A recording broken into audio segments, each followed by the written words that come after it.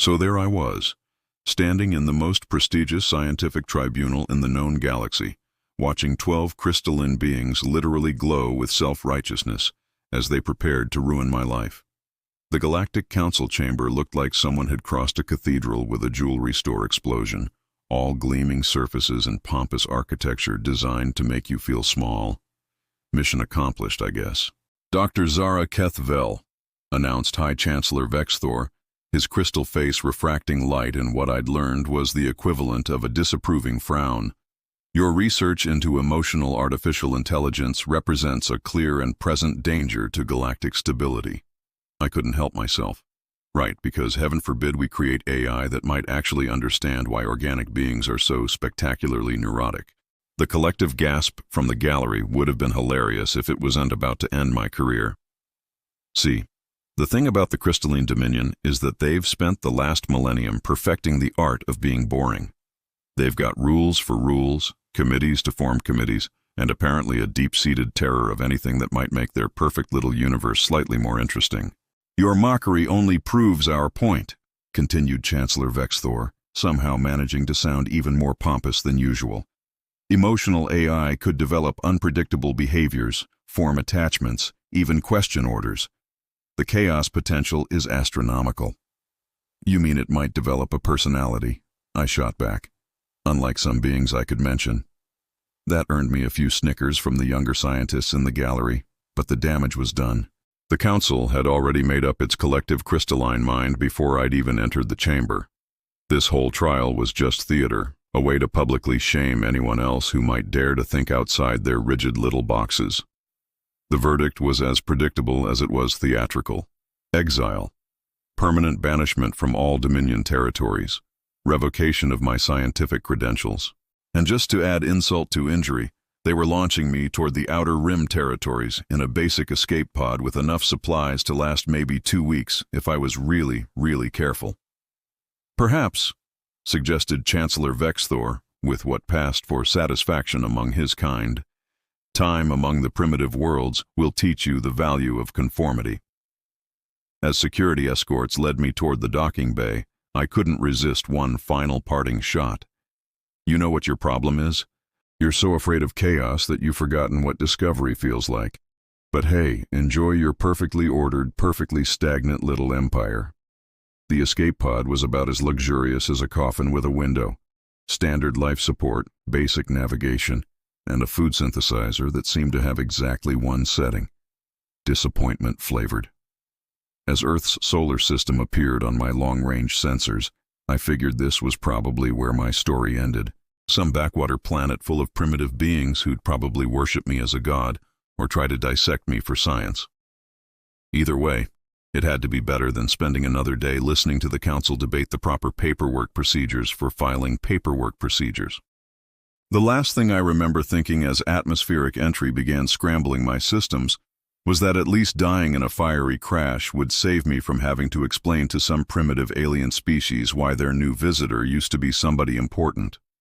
I woke up expecting probing, maybe some dissection, definitely some screaming and running around. Instead, I got hot chocolate and a question about whether I preferred my crash site with or without marshmallows. "Easy there, space friend," said a voice that somehow managed to sound both authoritative and completely relaxed. "You took quite a tumble. How's the head feeling?" I opened my eyes to find myself staring at what had to be the most laid-back first contact officer in galactic history. Human, obviously, with brown hair that looked like he'd styled it by running his fingers through it, and a uniform that suggested military training filtered through someone who'd rather be fishing. "You're not screaming," I managed to croak out, my universal translator finally kicking in. "Should I be?" He handed me a steaming mug that smelled like heaven and chocolate had a baby. "I'm Captain Jake Morrison, by the way. Welcome to Montana. We don't get a lot of visitors from off-world, but the few we've had have been pretty decent folks." I stared at him. "The few you've had? You mean I'm not the first?" "Oh, heck no. We've got Grom running a pottery studio downtown, and Pip opened that efficiency consulting business that nobody really understands but everyone seems to love. You hungry? I was just about to grab some breakfast." This was not going according to any first contact protocol I'd ever studied. Where were the military cordons? The scientific teams? The inevitable government agents in black suits? Instead, I was sitting in what appeared to be someone's living room, while a human offered me food like I was a neighbor who'd locked myself out of my house. I don't understand, I said, accepting the hot chocolate because apparently my survival instincts had given up on logic. Aren't you concerned that I might be dangerous? Shouldn't you be calling your authorities? Jake shrugged, settling into a chair across from me. Well, are you dangerous? What? It's a pretty straightforward question.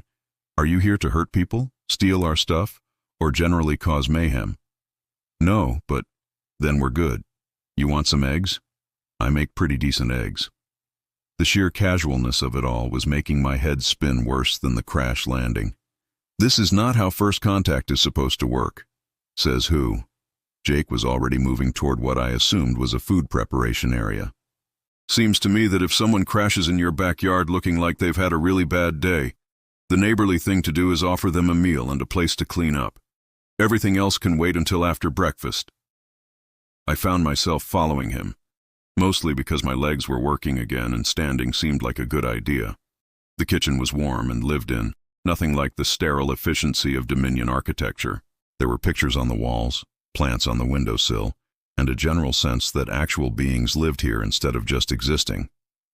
So, Jake said, cracking eggs into a pan with practiced ease, what's your story? Running from something, running towards something, or just really bad at navigation? The question caught me off guard with its directness. No diplomatic dancing, no formal protocols, just genuine curiosity from someone who seemed to actually care about the answer. Running from something, I guess. My people. They didn't approve of my research. Their loss? Jake said without hesitation. What kind of research? Emotional artificial intelligence. Apparently that makes me a dangerous radical. Jake paused in his cooking, turning to look at me with something that might have been respect. Huh. That actually sounds pretty cool. We've been working on something similar down here, though I bet your version's way more advanced than ours. And just like that, for the first time in months, someone had called my life's work cool instead of catastrophic. So let me get this straight, I said, staring at Jake over what had turned out to be genuinely excellent eggs. You've been casually harboring galactic refugees for how long now? Oh, about 3 years since the first one showed up. Grom literally fell out of the sky during a thunderstorm, scared the heck out of my cattle. Poor guy was convinced he was going to get thrown in some kind of prison camp. And instead? Instead, I helped him fix his ship. He decided he liked the scenery, and now he makes the best ceramic coffee mugs this side of the Rockies. Jake refilled my coffee cup like we were discussing the weather. Turns out when you treat people like people instead of problems, they tend to stick around and contribute. This was so far outside my experience with interspecies relations that I was starting to wonder if I'd hit my head harder than I thought during the crash. But surely your government has protocols for this sort of thing.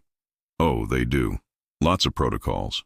Forms to fill out, committees to notify, departments that want to study everything 6 ways from Sunday. Jake's expression suggested he had dealt with bureaucracy before and found it about as appealing as food poisoning. But here's the thing about protocols. They assume the situation fits into nice, neat categories. Reality's messier than that. A knock at the door interrupted my growing existential crisis about human logic. Jake called out, "Come on in, it's open," which nearly gave me heart palpitations because apparently humans had zero sense of proper security procedures. The being who entered looked like someone had crossed a bear with a mountain and then given it anger management issues. 8 feet tall, covered in fur that suggested evolutionary adaptation to cold climates, and built like he could bench press a small spacecraft. He was also carrying a tray of what appeared to be baked goods. "Jake, my friend," rumbled a voice like distant thunder. "I brought morning pastries for our new arrival. I hope she enjoys cinnamon rolls." I stared. This had to be Grom, the failed warrior I'd heard mentioned. He looked like he could tear apart a battlecruiser with his bare hands, but he was offering me breakfast pastries with the enthusiasm of someone's grandmother. "Grom, meet Zara. Zara, this is Grom. He crash-landed here about 3 years ago and decided Montana beat the heck out of wherever he came from." The Iron Claw Empire, Grom said, setting down the tray with surprising delicacy. A society that values only strength and conquest. They had no appreciation for the subtle art of ceramics, or the way morning light catches on a well-thrown pot. I blinked. You're a warrior who makes pottery. Former warrior, current artist. Much more fulfilling, and significantly fewer people try to kill me on a daily basis. Grom selected a cinnamon roll and handed it to me. Though I do miss the adrenaline sometimes, Jake has introduced me to something called extreme sports, which helps. Before I could process the image of this massive alien warrior learning to snowboard, another knock announced a third arrival. This one was small, blue, and practically vibrating with nervous energy. "Oh, good, you're all here," squeaked the newcomer, bustling in with an armload of what looked like official documents.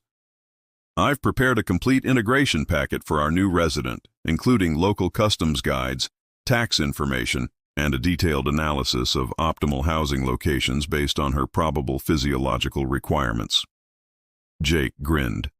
"Zara, meet Pip. Former bureaucrat from the Geometric Collective, current efficiency consultant, and the most organized being in 3-star systems." Pip practically glowed with pride at the introduction. "The collective expelled me for emotional instability. Apparently, caring about whether your efficiency improvements actually help people is considered a personality disorder in highly structured societies." "So you all just ended up here?" I asked, looking around at this bizarre little gathering. "And humans just accepted you?" "Well," Jake said, pouring coffee for everyone like this was the most normal morning conversation in the universe. "It seemed like the right thing to do. You folks clearly needed a place to land, and we had room. Plus, Grom's pottery sells like crazy at the farmer's market. Pip's helped half the local businesses streamline their operations, and honestly, having neighbors from different worlds makes life a lot more interesting." Pip nodded enthusiastically. "Humans have this remarkable ability to adapt their social structures to accommodate individual differences rather than forcing individuals to conform to rigid systems. It's actually quite fascinating from an organizational theory perspective." "What Pip's trying to say," Grom translated with obvious affection, "is that humans are weird in the best possible way. They see problems as puzzles to solve rather than threats to eliminate." I sat there, surrounded by exiled aliens eating cinnamon rolls in a human kitchen, and realized I might need to completely recalibrate my understanding of how societies actually worked. "Okay, but here's the thing I don't understand," I said, helping myself to a second cinnamon roll, because apparently stress eating was a universal constant. "How do you just casually integrate alien refugees into human society without anyone freaking out?" Jake leaned back in his chair, coffee mug in hand, looking like someone who'd been asked to explain why water was wet. "I mean, we did have some initial confusion. The first time Grom went to the grocery store, Mrs. Henderson called the sheriff because she thought we were being invaded by Bigfoot. It was a reasonable mistake," Grom added diplomatically. "I had not yet learned about your social customs regarding clothing in public spaces, but after we sorted out the basics, explaining that our new neighbors were just folks who needed a place to stay, people adapted pretty quickly. Turns out most humans are curious rather than terrified when it comes to meeting new people, even when those people happen to be from different planets." Pip was nodding enthusiastically, which involved his entire small blue body bobbing up and down. The adaptation process was remarkably smooth. Within 6 months, I had established a customer base of 43 local businesses seeking organizational optimization services. "Plus," Jake continued, "it's not like any of you were trying to take over or change how we do things. You just wanted to fit in and contribute. That's pretty much what we want from any new neighbor." This level of casual acceptance was making my brain hurt. In the Dominion, introducing a new food additive required 17 different impact studies and a 2-year approval process. Meanwhile, humans had just shrugged and made room for alien refugees like it was the most natural thing in the world. "Speaking of integration challenges," Grom said, his massive form somehow managing to look sheepish, "I should probably mention that my former people may be planning to visit Earth sometime in the near future." Jake raised an eyebrow. "Visit as in diplomatic mission, or visit as in invasion fleet?" "The latter, I'm afraid. The Iron Claw Empire has been expanding their territory, and Earth's isolation made it an attractive target. They're expecting easy conquest of a primitive world. I nearly choked on my coffee. You're talking about a military invasion, and you're all just sitting here eating pastries. Well, yeah, Jake said, like this was obvious. Getting worked up about it won't change anything. Better to focus on practical solutions. Pip was already pulling out a tablet, stylus moving at impressive speed. I'll need detailed information about their fleet composition, typical invasion protocols, and command structure preferences. We should also consider their cultural expectations regarding surrender negotiations. Why would you want to know about surrender negotiations? I demanded. Jake grinned. Who said anything about surrendering? Pip just likes to have all the relevant data before we figure out our approach. Your approach to being invaded by a militaristic empire? Sure. I mean, they're probably expecting resistance, right? Military opposition, desperate last stands, that sort of thing. But what if we try something completely different? Grom was starting to smile, which on his massive features looked slightly terrifying and oddly endearing at the same time. You're thinking of treating them like any other visitors. Exactly. Roll out the welcome mat, show them around, maybe organize a barbecue. Hard to maintain proper invasion momentum when the locals are offering you beer and asking about your hobbies. I stared at him. That's your plan? Hospitality? Why not? Worked with you folks, didn't it? Besides, invasion's a lot of work. All that conquering and subjugating and administrative overhead. Much easier to just become neighbors. Pip looked up from his tablet, eyes bright with excitement. From an efficiency standpoint, peaceful integration requires significantly less resource expenditure than military occupation. The Iron Claw Empire might actually appreciate the cost-benefit analysis, assuming they don't just blast everything from orbit first, I pointed out. Well, that's where Grom comes in handy, Jake said. He can explain the situation to them in terms they'll understand. Plus, they'll probably be curious about how one of their warriors ended up running a successful small business instead of conquering territory. Grom nodded thoughtfully. My former commander always did say that victory should be measured by results rather than methods. I've been more successful here than I ever was as a conqueror. The casual way they were discussing the complete subversion of a military invasion was making me dizzy. These humans had somehow turned basic decency into an art form of strategic diplomacy without even realizing it. 3 weeks later, I was standing in Jake's backyard watching an Iron Claw Empire battle fleet descend through Earth's atmosphere and wondering if humans had some kind of genetic predisposition toward treating potential disasters like social events. You sure this is going to work? I asked, eyeing the massive ships that were currently blocking out half the sky. Define work, Jake replied, flipping burgers on what he'd assured me was the galaxy's best barbecue grill. If you mean, will we avoid getting conquered? Probably yeah. If you mean, will this be awkward? Definitely yeah. Grom stood nearby in what appeared to be a floral print apron, preparing what he'd called traditional Iron Claw battle snacks, with the focused intensity of someone defusing a bomb. My people appreciate directness and strength, he said, carefully arranging small spears of grilled meat. They will not know how to process casual friendliness. That's kind of the point, Jake said. Hard to maintain proper conquering attitude when someone is asking if you want your burger medium or well done.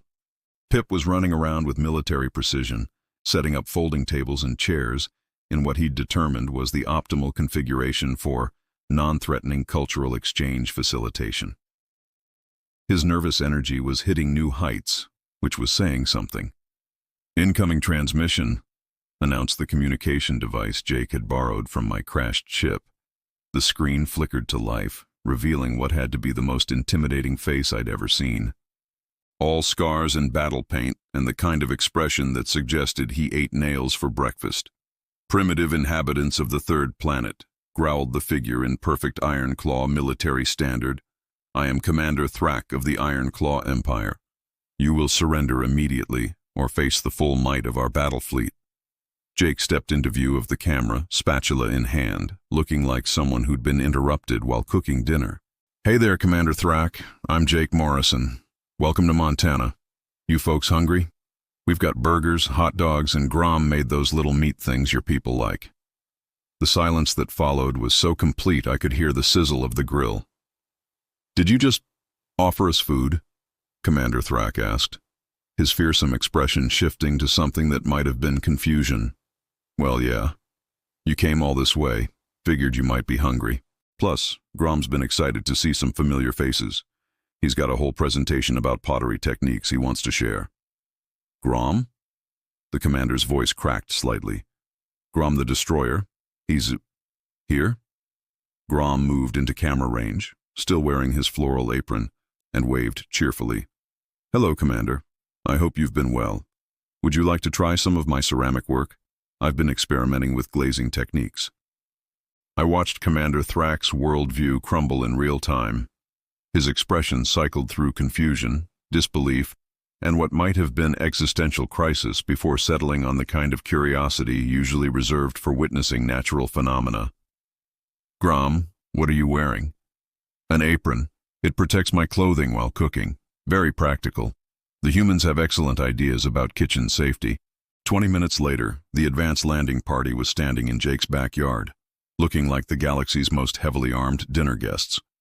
Commander Thrak kept staring at Grom like he might be hallucinating, while his warriors examined hamburgers with the careful attention usually reserved for diffusing explosives. So let me understand this, Thrak said slowly, accepting a beer with the wariness of someone expecting poison. You've taken our exiled warriors and turned them into productive citizens. Pretty much, Jake confirmed. Though I wouldn't say we turned them into anything. They just found stuff they were good at and enjoyed doing. Turns out Grom's got real artistic talent when he's not being forced to fight all the time. But they were failures. Disgraceful weaklings cast out for their inability to conform to proper warrior standards. Pip chose that moment to appear with a clipboard, practically vibrating with helpful energy. Actually, from an organizational efficiency standpoint, your warrior classification system appears to have significant optimization flaws. You're discarding individuals with valuable skill sets simply because they don't fit predetermined behavioral parameters. Thrak stared at the small blue being who had just casually critiqued the fundamental structure of Ironclaw society. And you are? Pip, former bureaucrat, current efficiency consultant. I've prepared a comprehensive analysis of alternative organizational models that might interest you. I watched the most feared military commander in 3 sectors accept a detailed business proposal from a nervous alien accountant, and realized that humans might have accidentally discovered the most effective diplomatic strategy in galactic history. 6 months after what the history books would probably call the most anticlimactic invasion in galactic history, I was sitting in my new laboratory, a converted barn that Jake had helped me set up, watching my emotional AI prototype attempt to teach Commander Thrak's warriors the finer points of artistic expression. No, Grom was saying patiently to a massive Ironclaw warrior who looked like he could bench press a shuttle. The clay responds to gentle pressure. You must feel its potential, not force it into submission. This is ridiculous, grumbled Warrior Krell, even as his huge hands delicately shaped what was becoming a surprisingly elegant bowl. Warriors should not concern themselves with such frivolous activities. And yet, my AI observed in its newly developed voice that somehow managed to sound both logical and slightly amused. Your stress indicators have decreased by 37% since beginning this activity. Perhaps the definition of warrior effectiveness requires updating. I'd named the AI Danny partly because it had developed an inexplicable fondness for human sitcoms, and partly because watching Ironclaw warriors take life advice from something called Danny was the kind of surreal entertainment that made exile almost worth it. Dr. Keth'vel, came Jake's voice from the barn door. You've got visitors. I looked up to see him leading a delegation that made my stomach drop. 3 members of the Galactic Council, looking like they'd rather be anywhere else in the universe, followed by what appeared to be half the diplomatic corps. Chancellor Vex Thor stepped forward, his crystalline features arranged in what I'd learned to recognize as extreme discomfort. Dr. Keth'vel, we need to talk. About what? I asked, not bothering to hide my skepticism. Come to check up on your dangerous radical? Make sure I'm not corrupting any primitive civilizations with my catastrophically emotional AI? Actually, admitted Council Member Pexrian, looking like she'd rather eat glass than continue this conversation. We're here about the reports we've been receiving. What reports? Pip appeared at my shoulder with his usual nervous energy, tablet in hand. I may have submitted detailed efficiency analyses to various galactic administrative bodies regarding the comparative effectiveness of human integration protocols versus traditional exile procedures. I stared at him. You've been filing reports with the Galactic Council? Well, someone needed to document the success metrics. The data is quite remarkable. Integration success rates of 96%. Productivity increases averaging 230%. And psychological wellness improvements that are frankly unprecedented in galactic records. Chancellor Vexithor cleared his throat, which in crystalline beings sounded like wind chimes having an argument. Yes. Well, these reports have created some discussion in council chambers. Discussion about what? About the possibility that our current exile procedures might be suboptimal. Jake, who'd been leaning against the doorframe watching this exchange with obvious amusement, chose that moment to speak up. You folks want some coffee? This feels like the kind of conversation that goes better with caffeine. And that's how I found myself hosting an impromptu diplomatic summit in my barn laboratory, watching the most powerful beings in the galaxy awkwardly sip coffee, while my emotional AI provided running commentary on their psychological states. The crystalline delegation is exhibiting classic signs of cognitive dissonance, Danny observed helpfully. They're experiencing conflict between their established beliefs and observed evidence. Fascinating from a behavioral analysis perspective. Thank you, Danny, I said, trying not to laugh at the expressions on the council members' faces. What we're proposing, Chancellor Vexithor continued, clearly struggling with the words, is a cultural exchange program. A formal arrangement allowing selected council members to study human integration methods. In exchange for what? I asked. Full reinstatement of your scientific credentials, research funding, and official recognition of your work in emotional AI development. I looked around the barn. At Grom patiently teaching alien warriors to find peace through pottery. At Pip organizing the galaxy's most awkward diplomatic meeting with cheerful efficiency. At Jake treating representatives of advanced civilizations like neighbors who'd dropped by for coffee. At Danny providing psychological analysis with the deadpan delivery of a cosmic therapist. Thanks, but no thanks, I said finally. The collective gasp from the delegation was audible. Dr. Keth'vel, surely you understand what we're offering. I understand perfectly. You're offering to let me come back to a society that valued conformity over creativity, rules over results, and fear over friendship. But here's the thing, I've found something better. I gestured around the barn, at my makeshift laboratory where impossibility had become routine, and rejection had become acceptance. You see a primitive backwater planet full of beings who don't understand proper protocol. I see the most advanced civilization in the galaxy, because they've figured out something the rest of us missed. They've learned that the best way to handle differences isn't to exile them or regulate them or fear them. It's to welcome them home. Jake grinned and raised his coffee mug in what might have been a toast. Plus, the fishing's great here, and Grom makes excellent coffee mugs. And as I watched the Galactic Council struggle to process the radical concept that maybe, just maybe, the primitive humans had something to teach the advanced civilizations about how to actually live together, I realized I'd found exactly where I belonged. Sometimes the best discoveries happen, not when you're reaching for the stars, but when you finally come down to Earth.